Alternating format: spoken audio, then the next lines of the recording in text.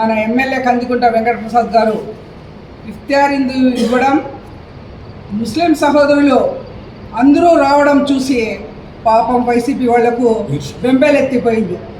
ఎందుకు ఈ విషయం చెప్తున్నానంటే, వైసీపీ పార్టీ అంతా కలిసి కూర్చొని ఈరోజు మాట్లాడుతున్న మాటలు ఏమరా అంటే, ఈరోజు ఇఫ్తార్ బిందు ఇచ్చారు. ఇఫ్తార్ బిందు ఇచ్చింటే మా రంజాన్ నెలలో ప్రతి ఒక్కరు ఇస్తారు ఇఫ్తార్ బిందు, మీరు కూడా ఇవ్వండి, దానికి ఒప్పుకుంటాం.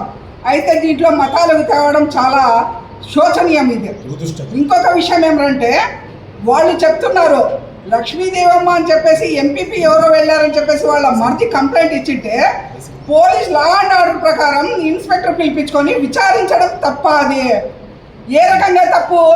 విచారించారు, తప్పు ఉంటే కేసులు బుక్ చేస్తారు, లేకుంటే మీకు పంపించేశారు. మీరు రోజా ఉంటే ఏమి, మేము కూడా రోజాలు ఉన్నాము. రోజాలుండి మేము ధర్నాలు చేసినప్పుడు జీవో నెంబర్ 1 తీసుకొని వచ్చి మాకు లాఠీలతో కొట్టారు, కేసులు పెట్టారు. అదే రాజారెడ్డి రాజ్యాంగంలో మీ వైఎస్ఆర్ పరిపాలనలో మీ జగన్మోహన్ రెడ్డి ముఖ్యమంత్రిగా ఉన్నప్పుడు మహిళలను చూడలే, బిడ్డలను చూడలే, ఎవరిని చూడలే, రోడ్ల పైన కొట్టడం చేశారు, తిట్టడం చేశారు, కేసులు పెట్టారు. అదే ఇన్స్పెక్టర్కి మేము ప్రశ్నించడానికి వెళ్తే లాఠీలతో కొట్టించారు, మా పైన ఎస్సీ ఎస్టీ అట్రాసిటీ కేసులు పెట్టారు. అదేవిధంగా 307 పెట్టారు. మహిళలు కాదా మేము? రంజాన్ అని చెప్పామా? రంజాన్ నెలలో మేము కూడా ఒక్క పొద్దులు ఉన్నాము, మేము కూడా ధర్నాలు కూర్చున్నాము. ఆ టైంలో కూడా మీరు విడిచిపెట్టలేదు. అది రాజారెడ్డి రాజ్యాంగం, ఇది అంబేద్కర్ రాజ్యాంగంలో జరుగుతూ ఉండేది. ఒక విషయం చెప్తున్నాను, ఇఫ్తార్ విందు చేసినప్పుడు మీరు మతాలకు కులాలకు తీసుకురావడం మంచిది కాదు. రాజకీయాలు చేయండి, రాజకీయంగా మీరు మాట్లాడండి. కందికుంట వెంకటప్రసాద్ పైన మాట్లాడడానికి అంత బాధ ఎందుకు?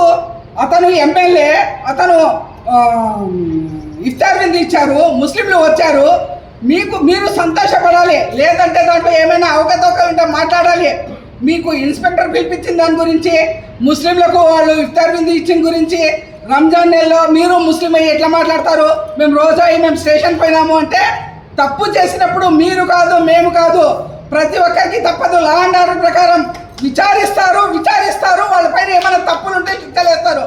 ఇప్పుడే వెళ్తాం మేము, అక్కడ జైల్లో కూర్చుంటాం, మేము పండుకుంటాం, మేము నడుస్తాం, మీ ఇష్టం అండి అది. ఎందుకంటే ఇప్పుడే చెప్పారు మీరు ఇంతకుముందు, ఎందుకో ప్రసాద్కి దొంగగా మాట్లాడుతున్నాడు అని. అతను కాదు దొంగ, మీరు దొంగగా మాట్లాడుతున్నారు. ఎందుకంటే ఇంకా మీ పైన కేసులు రాలే, మీ పూర్తి విచారణ జరగలే. అయినా కానీ మేము జైల్లోకి వెళ్తే పోతాం, వాళ్ళు వచ్చే వరకు మేము తేలిపోదామా అని మీరు మాట్లాడుకుంటున్నారంటే మీకు ఎంత బాధ ఉందో. మీరు చేసిండే తప్పు మీకు ఎగరేస్తూ ఉంది అది విషయము. అయితే ఒక విషయం, దయచేసి నేను ముస్లిం మహిళనే, మేము ఒక్క పొద్దులు ఉన్నాము.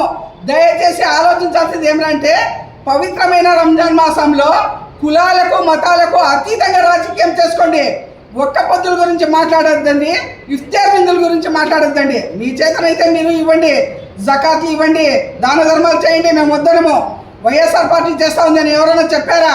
టీడీపీలో ఒక నాయకుడుగా గెలిచాడు కాబట్టి, ముస్లిం సహోదరులు అందరూ పనిచేశారు కాబట్టి, అది లేక కదిరిలో ముస్లిం పాపులేషన్ ఎక్కువ ఉంది కాబట్టి ఇఫ్తార్ విందు ఏర్పాటు చేశారు. ఇప్పుడే కాదే, తెలుగుదేశం పార్టీ ఎప్పుడున్నా కానీ నిన్న సంవత్సరం కూడా ఇచ్చాము, మొన్న సంవత్సరం కూడా ఇచ్చాము, ఇఫ్తార్ విందు ఇవ్వలేదా? ఈరోజు అనేక మంది ముస్లింలు వచ్చారని చెప్పేసి కడుపులో మంట రేగి మాట్లాడుతున్నారు. అంతేగాని రాజకీయం చేసేవాళ్ళు మీరు రాజకీయంగా మాట్లాడండి.